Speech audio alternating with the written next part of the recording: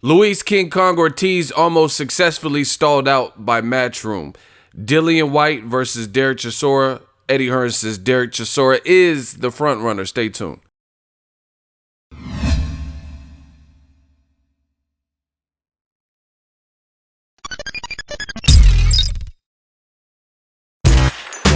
Boxingego here. If you like this video, make sure you hit the like button and also subscribe to the channel and hit the bell icon on the top of your screen to get notified when the latest new content drops. 1.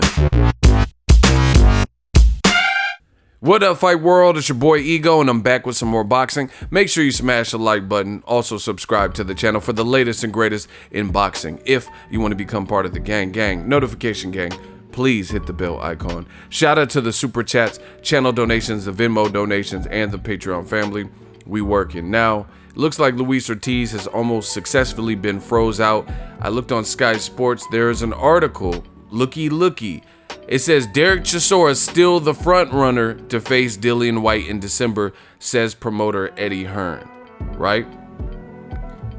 And the article says Ortiz has also put himself forward as an alternative opponent, with the WBC welcoming the bout, and they link to that. So the WBC says they are okay with Luis Ortiz versus Dillian Whyte. They like it.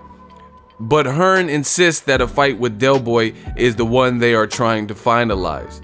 Quote, Chisora is still definitely the front runner, Eddie Hearn told Sky Sports. Ortiz is scheduled to fight on the Wilder Fury card on December 1st and wanted to make some noise by saying, I want to fight Dillian Whyte. Maybe he will. Chisora is a big fight and one we've been working on for a while. Dillian Whyte will be boxing December 22nd, whatever happens, and I think it will be against Chisora. Listen, the jig is up as far as DAZN, Matchroom, Eddie Hearn. Like, how is it that new media keeps on predicting time and time again these things before it happened? Obviously, the poker face is not that great. I told you that I would be shocked. I would be surprised. I told you I don't really get shocked in boxing. So not even shocked, but I would be impressed and I would be pleasantly surprised if Luis Ortiz was given the Dillian Whyte fight next, because I told you what Luis Ortiz represents, it doesn't sound like Matchroom wants. I don't know about Dillian Whyte. He seems like a true fighter, so maybe he wants Luis Ortiz, but obviously he doesn't fit into the scheme of what Matchroom got going on, Eddie Hearn and also Barry Hearn, who you guys said had nothing to do with the company. This article proves it. He keeps talking about, oh, see how Eddie Hearn tries to minimize it?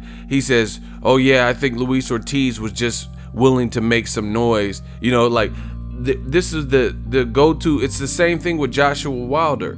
You know, Eddie Hearn says that, oh, Deontay Wilder, he's made quite the name for himself off the back of Anthony Joshua's name, and now you're making it look like Luis Ortiz is just already scheduled to fight on the Wilder card December 1st, Wilder Fury card, and he's just trying to drum up some attention.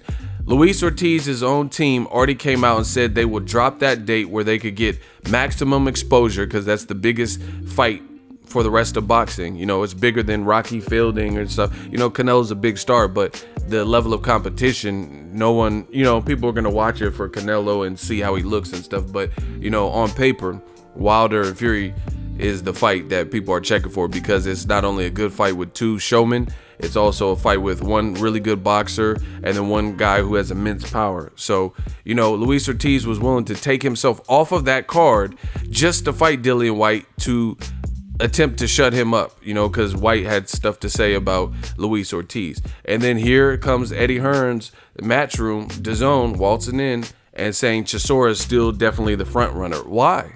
You know, why can't Luis Ortiz be the front runner? Who cares if you've been working on it for a while? That's even worse. If you've been working on it for a while and you haven't come to terms with the two fighters, then what's the holdup? You know, fights like this always happen. They were talking about Joe Smith Jr. fighting against Dmitry Bivol, but now it looks like he's fighting Artur Beterbiev. They were talking about Dillian Whyte and Kubrat Pulev, and they were talking about Joseph Parker, Brian Jennings, but guess what? They pulled out. Jennings and Joseph Parker pulled out of that fight, and Dillian Whyte and Kubrat Pulev pulled out, and they fought each other. So, you know, these are just negotiations, these things aren't set in stone. You know, you can, if you're negotiating and you want to expedite things and get it wrapped up and provide the better fight, you can absolutely do that. You know, put Dereck Chisora on the undercard. Nobody's tripping off that. You know, put Brian Jennings and Dereck Chisora on the undercard or something like that, and put Luis Ortiz against the Matchroom fighter, Dillian Whyte. But once again, new media predicts, it looks like another accurate statement. The reason they're not is because they want things in-house. This is like just what Top Rank used to do. All these in-house fights and fights that they could kind of control the board or where they like their odds, because ultimately the winner of the main event, if it is Dillian Whyte versus Chisora, that's what they're going to use to put against Anthony Joshua in April. They don't want Luis Ortiz coming in and potentially spoiling the party, because now you have to split the pie because Luis Ortiz is not with Matchroom anymore, right? And if Luis Ortiz fights AJ, he represents a real life threat. You know, Wilder took the King Kong challenge. Let's see Dillian Whyte, and if, you know, Dillian Whyte loses to Luis Ortiz, let's see AJ take the King Kong challenge, you know?